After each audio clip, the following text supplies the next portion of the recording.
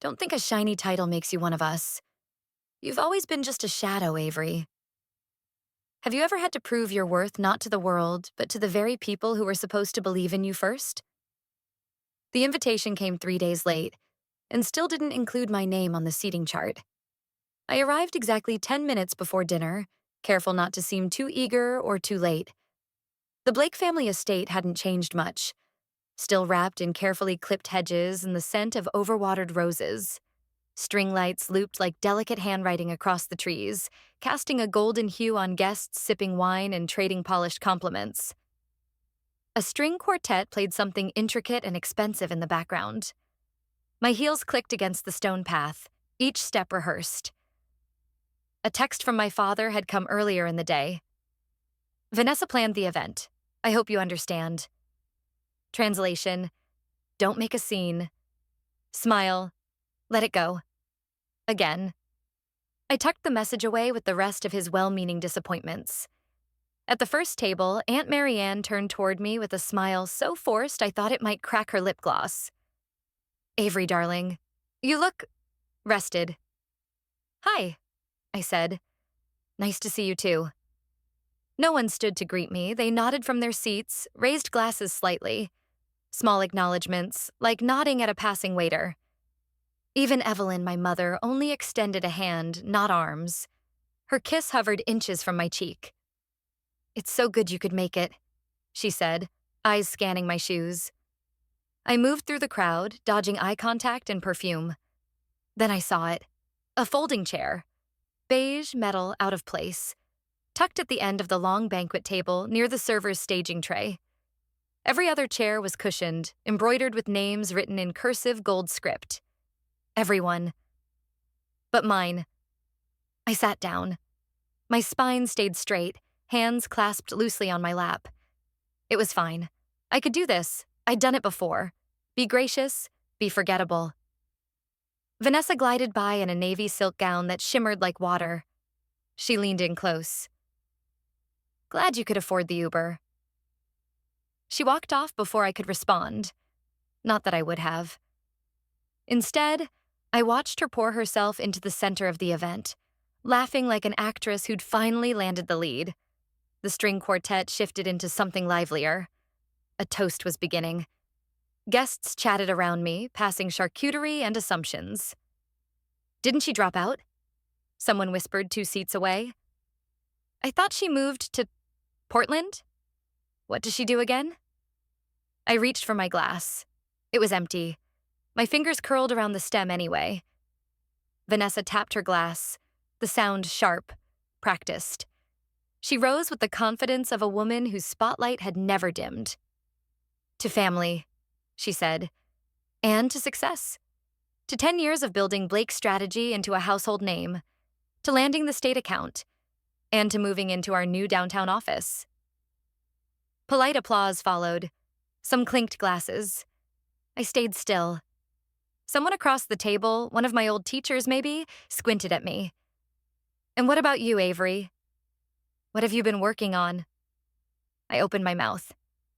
"She's between projects," Vanessa said with a gracious smile.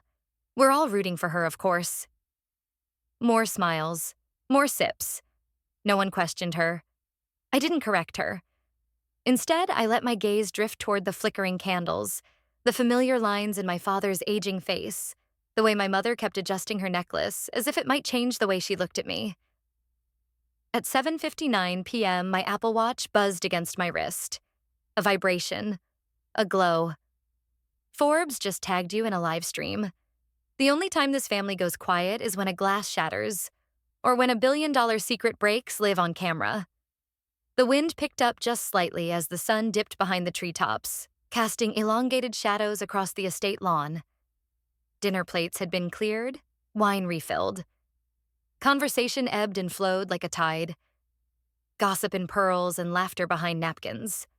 I sat in my anonymous chair, still near the service tray, my fingers resting on my lap like a pianist waiting for cue. Vanessa stood flanked by 2 city council members, animated as ever. Charles tapped a dessert fork against his wine glass. "Ladies and gentlemen," he said warmly, Thank you for joining us this beautiful evening. I'd like to take a moment to celebrate the people who matter most to me. My family. The LED screen behind him hummed to life, already framed with soft white roses and a gilded banner reading Blake Family Legacy. Someone had gone to great lengths to brand this dinner as an event. Before I finish, Charles said, Vanessa's prepared a highlight reel to honor the many milestones we've shared this past year.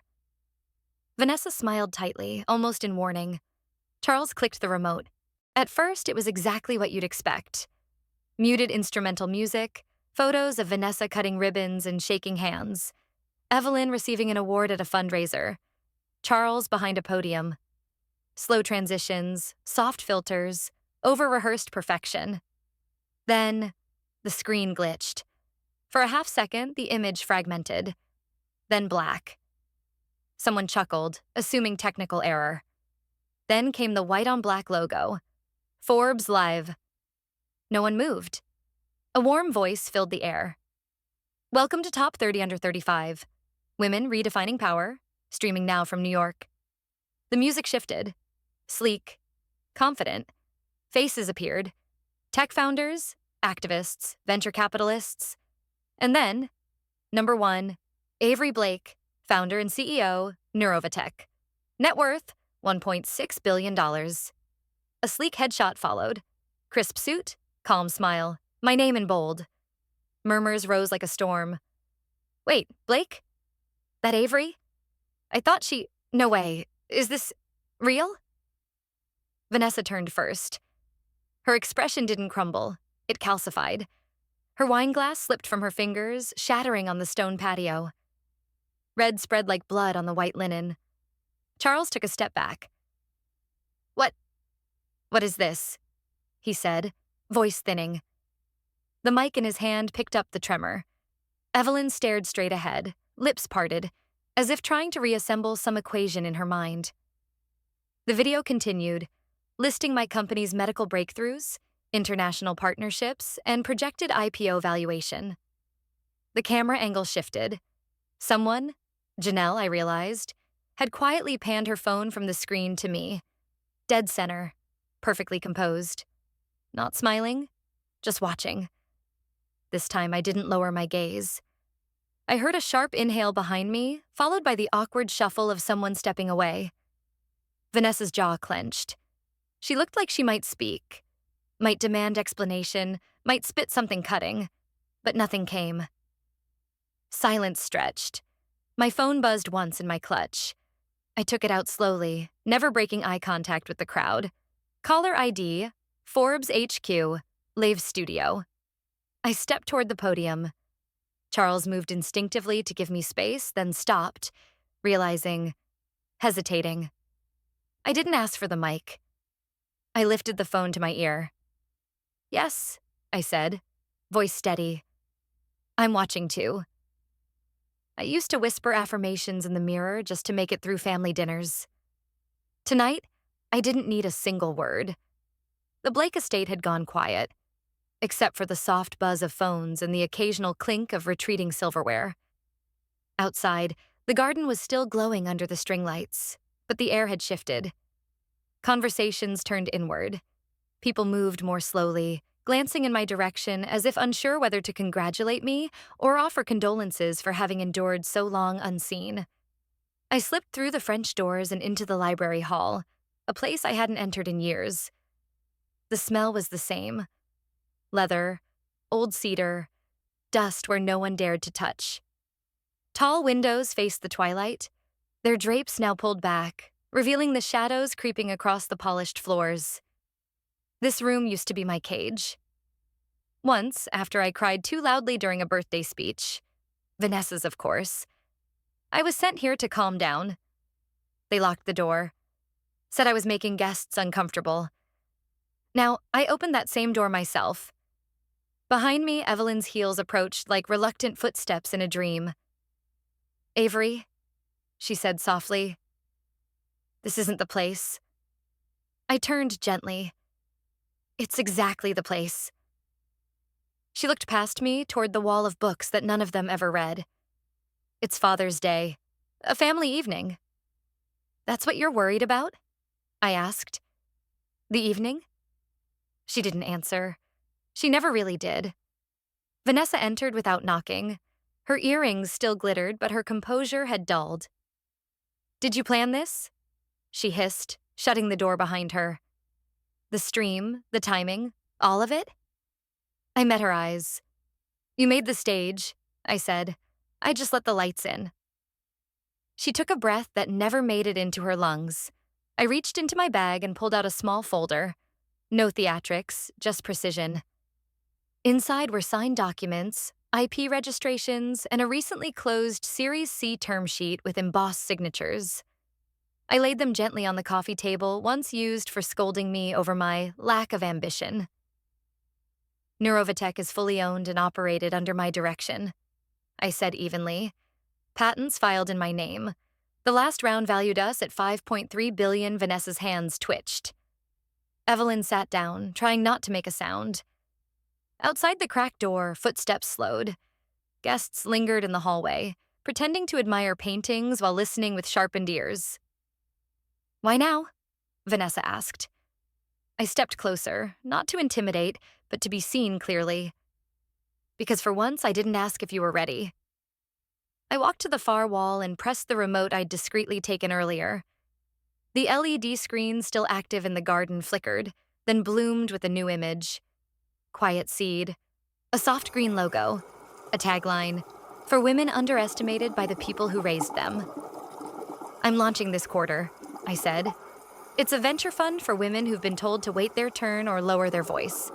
I've secured initial LPs. The applications go live next week. A silence deeper than awkwardness spread across the house. Outside, someone gasped. The logo was already trending. Charles hadn't entered. Evelyn hadn't moved. Vanessa stared. A chess player 3 moves too late. Then from the side, a woman stepped in. Well-dressed, unfamiliar. She extended a business card without flourish. I'm with Harper and Locke Publishing, she said quietly. Let's talk memoir. I took the card. Vanessa didn't speak. She just stood there, stone-faced, watching the new story unfold. One she hadn't written, one she couldn't control. I used to think silence made me stronger. Turns out it just made me easier to erase. Rain trickled down the attic windows like a metronome for memory. The old house creaked with each gust of wind, wooden bones shifting as if resisting the truth I was about to exhume. I sat cross-legged on the faded quilt of my childhood bed, the storage box in front of me, unopened for years. It had my name scrawled on the side in Vanessa's handwriting. I hadn't seen it in a decade, not since the summer I left for college, the summer everything started slipping. A ping lit up my phone. Janelle. You might want to check that old box upstairs. I remember something weird about the documents. I opened it. Beneath faded notebooks and high school ribbons, there it was. An envelope from Westbridge National Bank dated March 2019. No postmark. Just placed there, deliberately. Inside, a single sheet. A faxed signature page authorizing a personal line of credit. The signature looked like mine, but it wasn't. It was close, down to the practiced loop in the Y. But the spacing was too clean, the ink slightly mechanical. I had never signed this, never even seen it. I stared at it for a long time. The quiet swallowed everything else. Not fury, not fear, just the ache of recognition. I'd let silence be my alibi, and Vanessa had weaponized it. A knock at the door downstairs echoed through the floorboards. I didn't answer. A moment later, footsteps crept up the staircase. Hesitant, almost reverent. Charles appeared in the attic doorway holding a mug of tea. I figured you couldn't sleep, he said. I didn't look up. Did you know about this? He hesitated. I suspected a few things. Vanessa said you signed something during tax season. Said you were fine with it. She told you that? And you believed her? He set the mug down gently. I didn't want to stir things up. You'd already distanced yourself. It felt safer. Safer for who? I asked, my voice low. Because it wasn't for me. He didn't answer. Did you ever think about asking me directly? I continued. Or were you afraid I'd say something that made it harder to pretend she was the golden one? Charles's shoulders sagged. I should have done more. I see that now. I didn't respond. I didn't forgive. Not yet. After he left, I called Griggs. She answered on the second ring. I've been expecting this. I told her about the document. Faxed? She asked. Do you have the original? Only this copy. But Janelle remembers it. And she just sent me a screenshot. Digital timestamp from the bank's online server in 2019. There was a pause on the line. That's enough, Griggs said. That's not just forgery, it's financial fraud. She used your name to secure funds from the family trust's collateral. That's leverage, Avery. I exhaled. I don't want to press criminal charges, not yet. Then what? We schedule a mediation, I said. Let her think she's still holding the match while I build the waterline. Griggs let out a small, satisfied laugh. Subtle vengeance, I like it. I'm not interested in vengeance, I said. I'm interested in correction. I hung up and stared at the ceiling. For the first time in years, I wasn't fighting to be heard. I was choosing how to speak. The rain slowed, like even the storm was listening. Then, another ping. New email. Subject: formal complaint filed. Vanessa Blake had submitted an official grievance to the Family Trust Board. Avery Blake has repeatedly misused family influence for personal and commercial benefit. Immediate inquiry requested. The headline burned across the screen like a dare. She was making her move. Perfect. Winning isn't making them bleed. It's walking away without scars still open. The conference room was too clean, too quiet, like a stage built for polite destruction. Walls in soft gray, a pitcher of water sweating on the center of the polished oak table, and 5 chairs set like chess pieces. I sat in the one facing the door. Vanessa arrived late. Of course. She swept in wearing navy crepe silk and a practiced expression of control. But her eyes scanned the room too quickly, landing on me longer than she meant them to. Griggs nodded politely. The mediator, a woman named Hartnell, was already reviewing the file. We exchanged no greetings, only glances. Hartnell began, voice calm. This mediation concerns 2 parties within the Blake Family Trust, surrounding alleged financial misrepresentation and personal defamation. We are here to seek resolution, not punishment. Vanessa leaned forward. Let's be clear. This is retaliation. Avery didn't like the attention I got, so she staged a media stunt, and now she's trying to erase me from our legacy. Griggs didn't even blink. My client's request is narrow and evidence-based, not legacy. Facts, Vanessa scoffed. She always had a flair for drama. It's just sad now. I took a breath. You think this is drama? I call it daylight. Vanessa turned sharply toward me. You forged my signature, I said, laying down the page and sliding it across. Opened a line of credit using my name. You knew I'd never find out because I wasn't speaking to anyone back then. She stared at the paper but didn't touch it. I have the original digital timestamp, I continued, and a notarized affidavit confirming it wasn't mine. She exhaled loudly, a brittle laugh at the edge of collapse. You don't understand the pressure I was under. Dad kept expecting me to handle things. I did what I had to. You did what was easiest, I interrupted, not what was honest. Vanessa's mask cracked. You don't know what it's like to be the one people actually count on. You were always the potential. I was the execution. That's the thing, I said quietly. You didn't steal money. You stole credibility, and I'm taking it back. She looked away. Hartnell cleared her throat. Miss Blake, are you willing to make a formal acknowledgment? Vanessa's voice dropped. What do you mean? A signed withdrawal of your complaint to the trust board, and a statement that you falsely implicated Avery in financial misconduct. No charges, no publicity, just closure. Griggs slid 2 documents forward, one typed, one handwritten. Vanessa hesitated. You could have destroyed me with this. I met her eyes. I'm not here to destroy you. I'm here to stop bleeding. She signed. No slam of pens, no dramatic exits.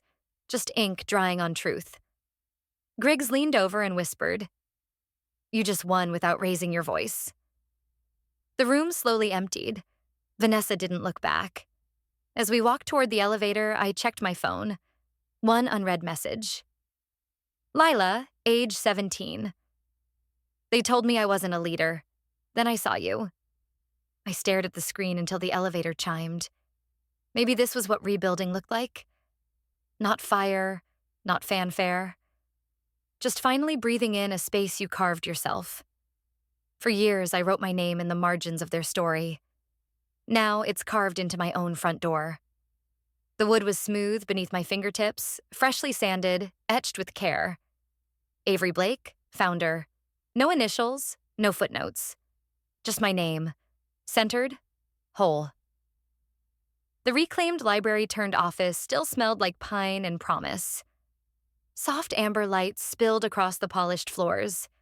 Where shelves once held encyclopedias no one touched, now stood rows of folded chairs filled with quiet electric energy. Young women, dozens of them. Some wore thrifted blazers with peeling seams. Others clutched laptops like armor. All of them carried something invisible, but familiar. That particular ache of being underestimated. Hey, Janelle's voice nudged from behind, grounding as ever. She pressed a small brass plate into my palm, reserved, for the one they tried to forget. I laughed, barely breathing it out. That's a bit much. She smiled. So is the silence. This balances it out. We stood together, watching the room fill, not with press or investors or family who needed reminding, just the right people, at the right time. I stepped up to the podium. No microphone, no cameras, just ears willing to hear. I used to think I needed to earn space. I began. To apologize for my ambition, to shrink around people who couldn't imagine more for me than they did for themselves. The crowd stilled. But the truth is, we don't need applause. We need mirrors, people who see us before we see ourselves and reflect something back brighter. Janelle nodded. A hand went up. Avenue 16, eyes too sharp for her age, posture like she was still learning how to stand fully upright in her own name. Do you ever stop doubting yourself? A pause. A small hush. Not always, I said honestly. But eventually, the doubt doesn't stop you. You learn to move with it, like wind behind you, not against. She smiled. And I felt something shift. Later, when the chairs were being folded and the door was propped open to let in the early summer air, I found the note. It was left on my desk. No envelope, no fanfare. I couldn't protect you, but I see you now. Dad. I read it twice.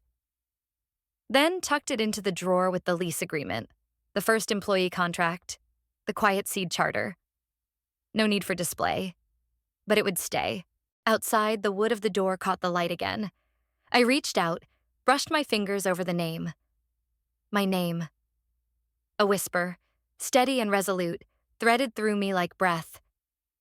They told me I didn't belong, so I built where I do. They tried to pass down silence. I chose signal. The quiet seed mentorship session ran over, as usual. Ava lingered by the coffee table, flipping through a notebook filled with bullet point dreams and ink-streaked anxieties. I had once been her, desperate to matter, terrified to take up space. You sure they want to hear from someone like me? Ava asked, tugging at her hoodie sleeve. I smiled. The ones who matter do. The ones who don't will listen eventually. Outside, the Pacific rain was back. Soft, persistent, familiar. In the old library-turned office, the warmth came not just from the refurbished oak walls, but from the voices echoing purpose across the room. 6 new mentees had joined this month. One had already submitted her patent idea. Another had walked out of her father's law firm, refusing to be his backup plan. I didn't need to check Twitter. Quiet Seed had gone viral weeks ago, but this was real virality. Word of mouth, late-night texts between girls who hadn't yet learned to believe in themselves. Janelle appeared in the doorway, holding a small envelope. "No return address," she said, offering it quietly. "But the handwriting looks familiar." I opened it. "Congratulations. You didn't just prove them wrong. You rewrote the whole script." "See," I stared at the C. "Charles?" I hadn't seen him since the mediation, since he left me that note in Chapter 6, the one that admitted seeing me. Too late, but still honest. "You okay?" Janelle asked. I nodded. He didn't come to the ribbon cutting, but he's watching. Later that afternoon, I sat on a panel at Seattle University. The topic, rewriting STEM gatekeeping. The moderator fumbled through stats. I cleared my throat, leaned forward. "Let's stop pretending it's about access. It's about permission," I said, "and we have to stop waiting for it." A few professors looked uncomfortable. One glanced at his watch. Another scribbled furiously. But 3 rows deep, a young woman mouthed, "Thank you." That night, I walked alone to a cemetery tucked near the Arboretum. It had rained earlier, so the gravel was soft, the air thick with pine and memory. My grandmother's stone was modest. Just her name, Eleanor Blake, and the words, "She listened first." I knelt, brushing away leaves. Then I placed a brass plaque beneath her name. It bore the Quiet Seed logo and the phrase, "For the ones who were never watered but grew anyway." "I'm sorry it took this long," I whispered. "But it started with you." A shadow moved behind me. I turned. "Avenue." "I followed," she said, awkward, holding a small bouquet. "Didn't mean to intrude." "You didn't." She knelt beside me, placing the flowers on the grass. "Do you think legacy can skip generations?" she asked. I looked at her. Not as a mirror of my younger self, but as her own beginning. "No," I said. "I think it waits for the right one."